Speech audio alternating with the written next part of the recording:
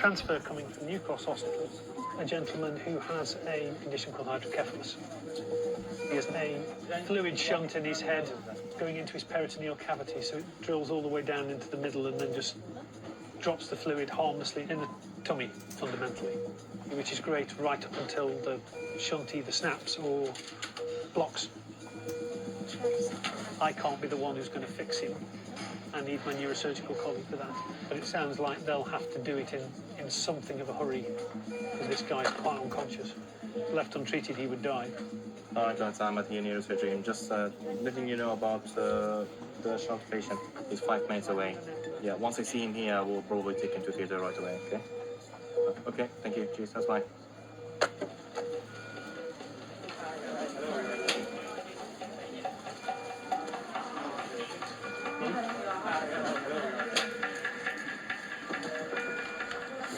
What seconds is he on? Just 450ml tidal volume, blast rate of 18. Remove the cross. Hydrocephalus is a build-up of fluid within the brain. The bigger volume of fluid that you have, the greater the pressure that you're going to be pushing on the brain tissue within the skull. And that's why this gentleman is unconscious. Yeah. So is everyone ready on slide? Ready, steady, slide. Okay, so do you want to hand over? Yeah. This is Robert Barrett, 6-year-old man. He basically had a VP shunt put in on the 4th of this month.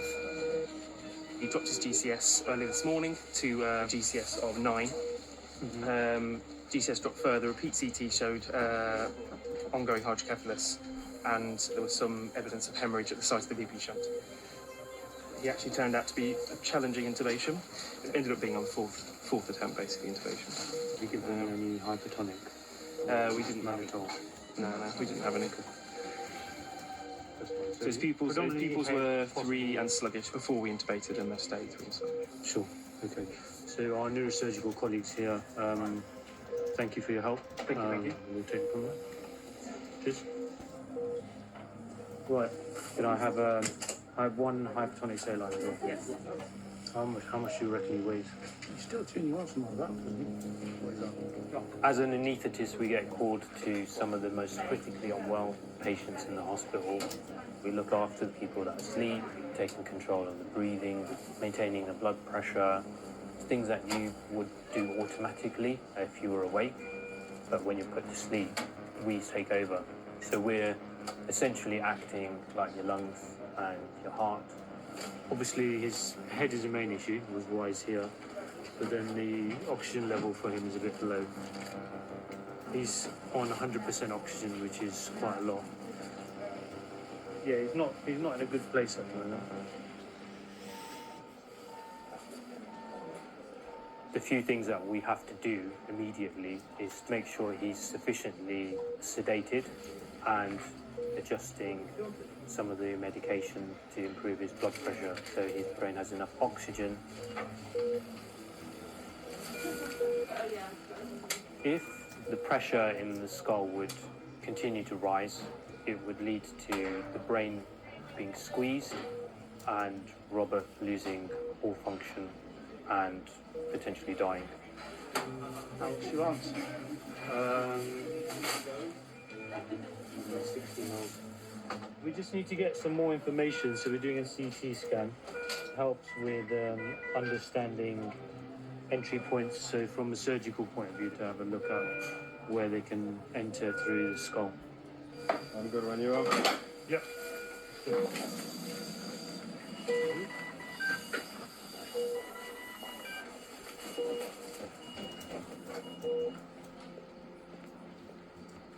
I'm Rob's niece. I'm his next of kin. I've been with him since day one and sort of been by his side throughout this. He was doing great, and then he just collapsed, and then it all started from there. We're going to go on slide in one go. Ready, steady, slide. He's got a brain tumour. We've found out that it's in something called the thalamus. It's the part of the brain that makes you you. It's all the personality, it's your movements, your speech, your memories. It's the bit that is you.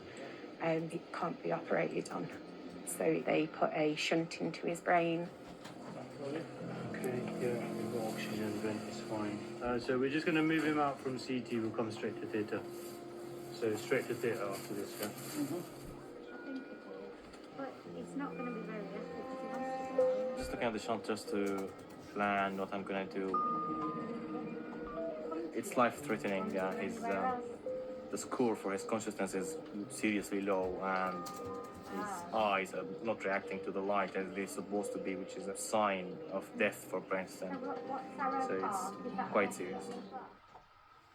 Our best protection.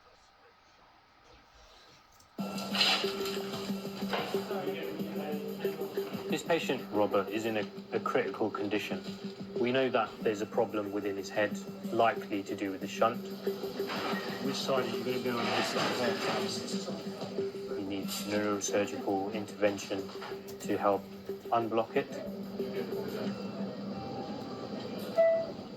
First thing that we need to do is map the precise location where we will be entering the brain.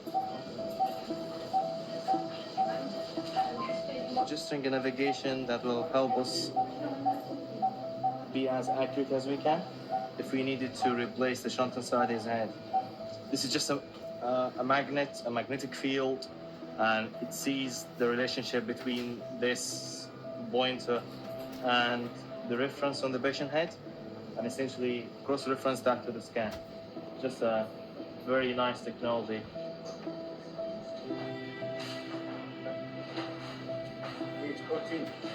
We don't know which end the shunt is blocked. So we've prepped for both sides. There's the head part and the tummy part. We will start off with, we think the likely source of the problem is. Hopefully we don't have to go all the way. Okay, start, okay? Knife, please. I actually needed to go up more, please. I'm reopening the scar, the incision, the previous one. Then I will uncover the shunt.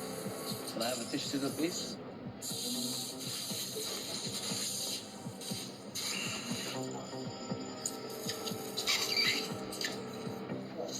Slip it down, please. It's connected. Do you want this? Then I hold the catheter. I'll take this one. The valve is blocked. Can I get the green candle, please? And I will need a valve as well, yeah? I'm just gonna test the other end of the shunt to make sure it's working. Just make sure it's not leaking actually outside. That's it. That's all we need to verify. So we don't need to open his tummy. I'm only gonna change the valve. Get the tie as well, please. I replaced the valve and the catheter in the brain. I'm just connecting the bars. I'm gonna secure it with a tie now.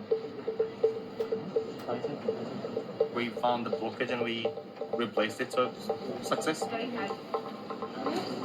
you can see the debris inside the valve. That's why it was blocked. Normal proteinaceous tissue, some blood products, all of the things you can have in any normal living being.